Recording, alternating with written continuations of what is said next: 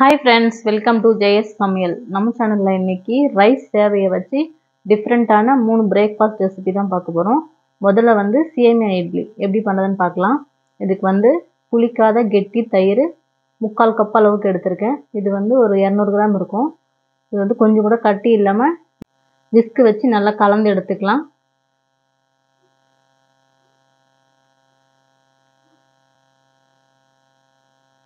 இந்த மாதிரி நல்லா நைஸாக இந்த மாதிரி பீட் பண்ணி எடுத்துக்கோங்க. இது அப்படியே இருக்கட்டும். இப்போ இதில் இந்த டிஷ்ஷுக்கு தேவையான அளவுக்கு உப்பு சேர்த்துக்கலாம்.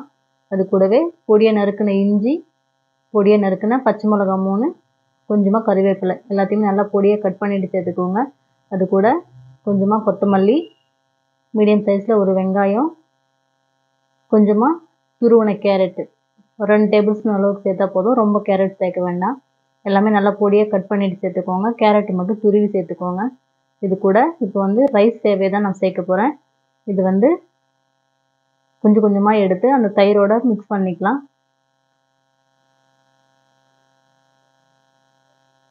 இந்த ரைஸ் சேமியாவை லைட்டாக இந்த மாதிரி கை வச்சு நல்லா உடச்சி விட்டுக்கோங்க. இந்த தயிருக்கு எந்த அளவுக்கு பிடிக்குமோ அந்த அளவுக்கு சேமியா சேர்த்தா போதும்.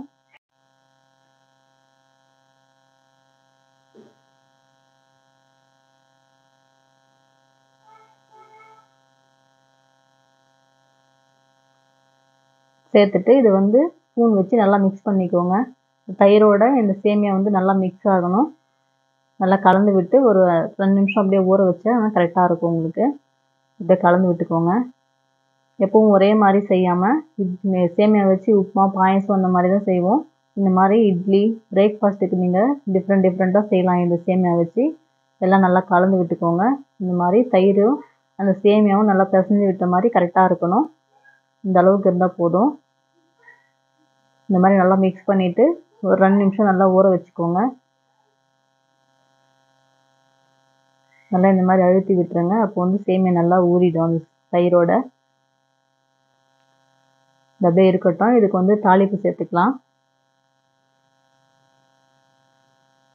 தாளிப்பு கரண்டியில் 2 டீஸ்பூன் எண்ணெய் விட்டு கொஞ்சமாக கடுகு, சீரகம் சேர்த்து நல்லா பொரிஞ்சதும் அதில் கொஞ்சமாக கடலைப்பருப்பு, உளுத்தம்பருப்பு 2ம் சேர்த்து நல்லா கோல்டன் ப்ரௌன் கலரில் ஃப்ரை பண்ணிவிட்டு நம்ம சேமியாவில் சேர்த்துக்கலாம்.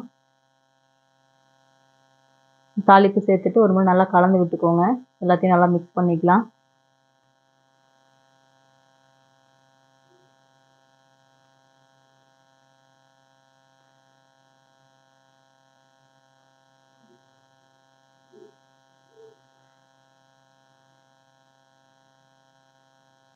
நல்லா மிக்ஸ் பண்ணிவிட்டு இப்போ இது இட்லி பாத்திரத்தில் இட்லி மாதிரி நம்ம வேக வச்சு எடுத்துக்கலாம்.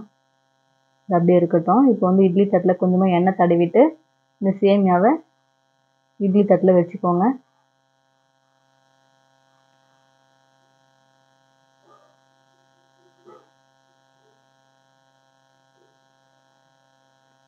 சேமியா எடுத்து இட்லி தட்டில் வைக்கும்போது நல்லா ஒரு முறை நல்லா கலந்து எடுத்து வச்சிங்கன்னா அந்த தயிர் அடியில் கொஞ்சம் கொஞ்சம் தங்கி இருந்துச்சுன்னா அது எல்லாமே நல்லா மிக்ஸ் ஆகி வந்துடும். இந்த மாதிரி எல்லாத்தையும் இட்லி பாத்திரத்தில் மாற்றி வச்சுக்கலாம்.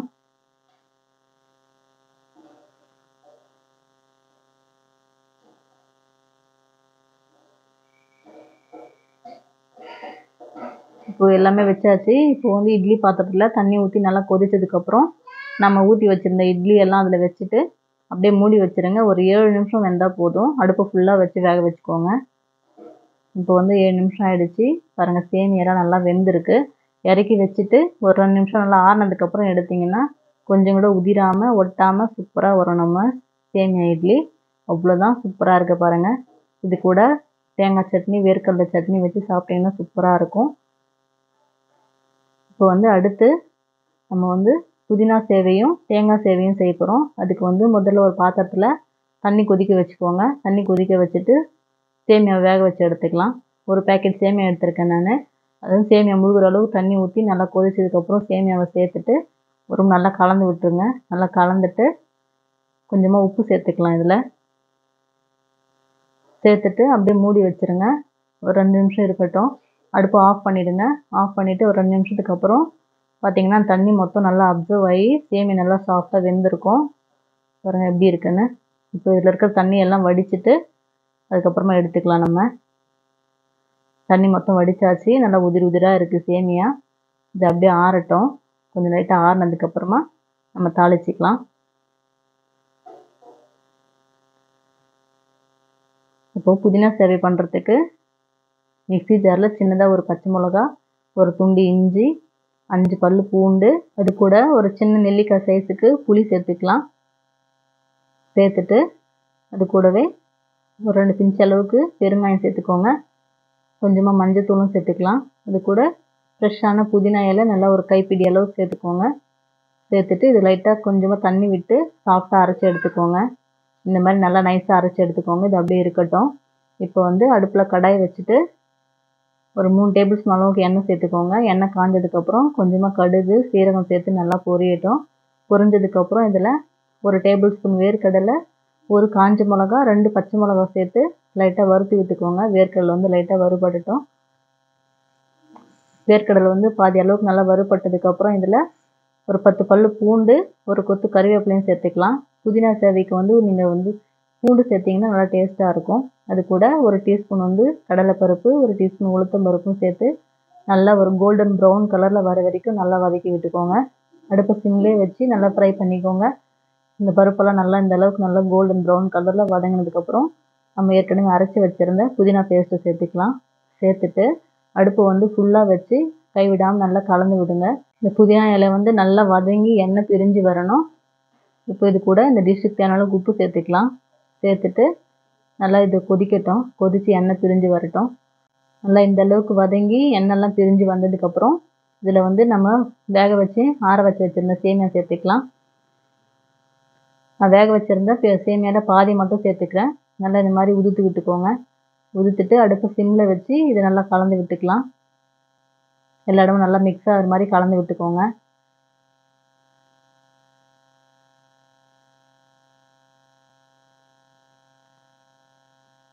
அவ்வளோதான், சூப்பரான புதினா சேவை ரெடி ஆகிடுச்சு பாருங்கள்.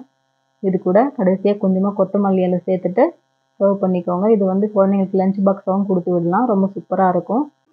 நல்லா உதிர் உதிராக சூப்பராக இருக்கும் பாருங்கள். அவ்வளோதான், ரெடி ஆகிடுச்சு. அடுத்து வந்து தேங்காய் சேவை எப்படி பண்ணுறதுன்னு பார்க்கலாம்.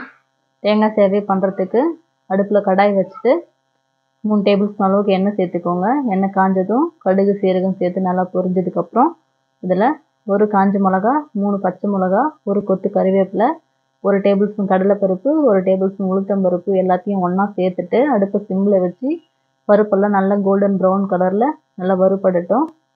ஒரு பாதி அளவுக்கு நல்லா வறுபட்டதுக்கப்புறம் இதில் கொஞ்சமாக முந்திரி சேர்த்துக்கலாம். சேர்த்துட்டு ஒரு மீடியம் சைஸ் வெங்காயம் நல்லா மெல்லிசாக கட் பண்ணி சேர்த்துக்கோங்க. சேர்த்து கண்ணாடி பதத்துக்கு வதங்கட்டும். வெங்காயம் வந்து நல்லா கண்ணாடி பதத்துக்கு வதங்கினதுக்கப்புறம் இதில் ஒரு பாதி அளவுக்கு தேங்காவை துருவி வச்சுருக்கேன், அதை சேர்த்துக்கலாம். பெரிய சைஸ் தேங்காயில் பாதி துருவி சேர்த்துக்கோங்க. தேங்காய் நிறைய சேர்த்தா தான் உங்களுக்கு சேவை வந்து நல்லாயிருக்கும் டேஸ்ட்டாக. சேர்த்துட்டு தேங்காய் வந்து கலர் சேஞ்ச் ஆகக்கூடாது. சும்மா லைட்டாக ஒரு முறை நல்லா கலந்துட்டு இதில் வந்து நம்ம வேக வச்சு வச்சுருந்த சேமியா சேர்த்துக்கலாம். சேர்த்துட்டு நல்லா கலந்து விட்டுக்கோங்க.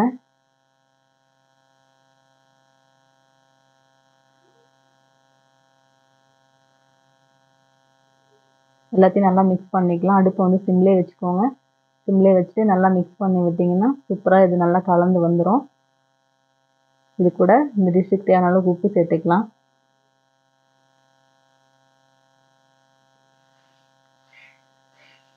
அவ்வளோதான், தேங்காய் சேவையும் ரெடி ஆகிடுச்சு. கடைசியாக கொஞ்சமாக கொத்தமல்லி இலை சேர்த்துக்கோங்க. சேர்த்துட்டு இறக்கிடுங்க. அவ்வளோதான், சூப்பரான தேங்காய் சேவை ரெடி ஆகிடுச்சு. இந்த சேவையை வச்சு நீங்கள் டிஃப்ரெண்ட்டாக பிரேக்ஃபாஸ்ட் பண்ணலாம். இல்லை குழந்தைங்களுக்கு லஞ்ச் பாக்ஸாகவும் கொடுத்து விடலாம். ரொம்ப நல்லாயிருக்கும். இது கூட காமனாக நீங்கள் வேர்க்கடலை சட்னி, தேங்காய் சட்னி வச்சு சாப்பிட்டிங்கன்னா சூப்பராக இருக்கும்.